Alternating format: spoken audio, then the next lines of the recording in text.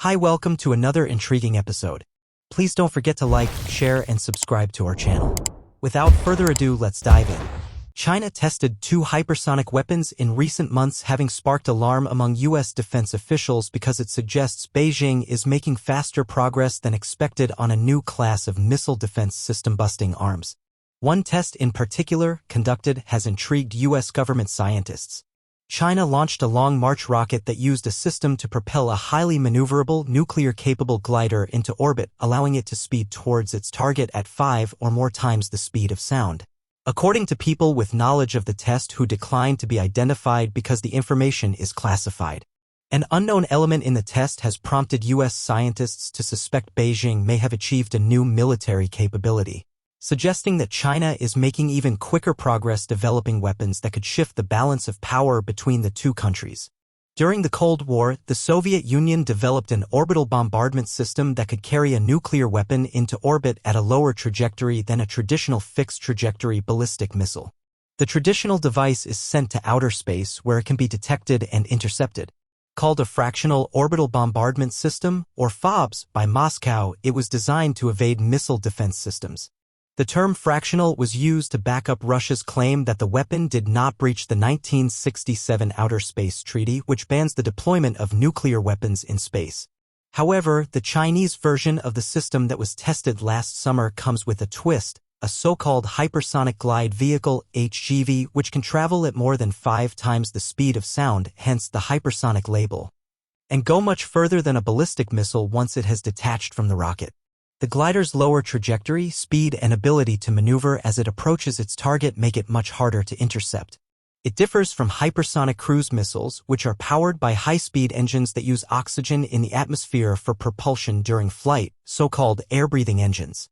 The easiest way to think about the glider combined with the FOBS is to imagine the space shuttle, put a nuclear weapon in the cargo bay, and forget the landing gear, said Jeffrey Lewis, a nuclear weapons expert at Middlebury Institute of International Studies at Monterey. The US, Russia, and China are leading the development of hypersonics.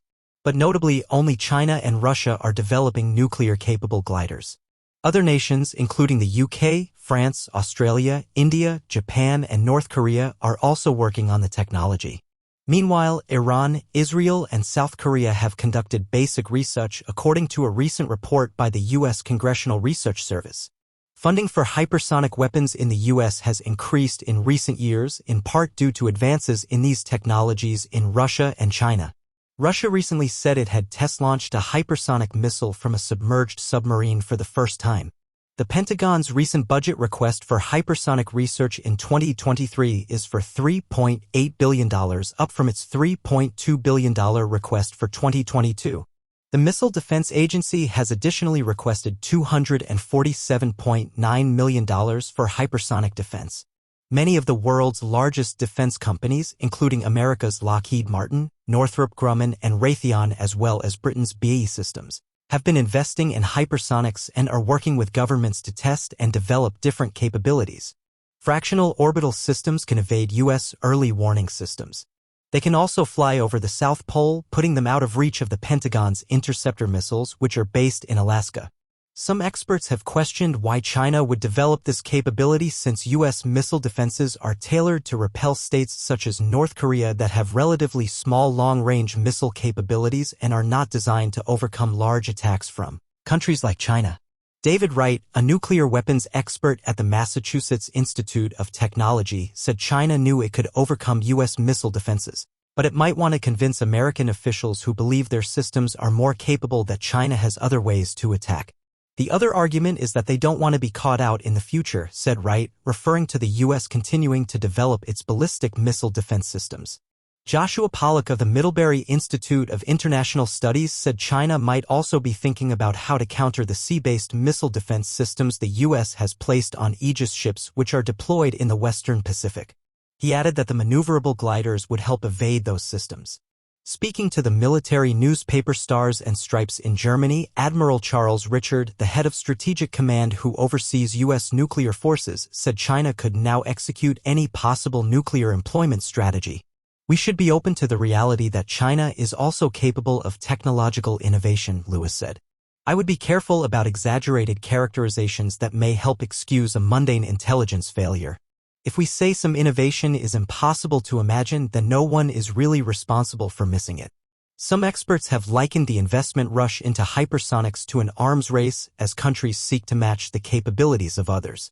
Cameron Tracy, a research scholar at the Center for International Security and Cooperation at Stanford, said while the U.S. was spending a great deal of money on these weapons, their role was not clear. The U.S. Department of Defense has not articulated a clear role for what these weapons are meant to do, what mission they are going to fulfill that existing missile technologies couldn't. That is a big open question on the U.S. side. Are we just building these because Russia and China are, he said. China said it had tested a space plane, not a weapon. But the timing of that plane launch in mid-July does not coincide with the July 27th test revealed, which was not announced by Beijing. This type of engine could be used in reusable transatmospheric planes that will take off horizontally from an airport runway, accelerate into orbit around the Earth, then re-enter into the atmosphere, and finally land at an airport. The researchers say. Standing oblique detonation ramjet engine, or SODRAMjet, the engine was tested at speeds of up to 9 times the speed of sound in a powerful wind tunnel. Theoretically speaking, the engine could accelerate an aircraft up to 16 times the speed of sound, but this is yet to be tested. The only wind tunnel able to test this out is currently being built in China, according to Jiang. The team is confident its SODRAMjet could be one of the first to move commercial flights to hypersonic speeds. This isn't the first time scientists create such an engine. The U.S. already created the scramjet, which was predicted to perform better than regular jet engines at hypersonic speeds. However, the scramjet design suffered setbacks. The test flight of the prototype took place in a hypersonic wind tunnel in Beijing, simulating flight conditions of up to 9 times the speed of sound. However, in theory, the engine could reach up to Mach 16, allowing it to fly around the globe's 24,000-mile circumference in 2 hours. As yet, there are no planes that are capable of attaining that speed. It comes just days after the U.S. Air Force mounted an advanced stealth cruise missile on the B-1B Lancer for the first time as the U.S., Russia, and China race to master hypersonic weaponry for warfare.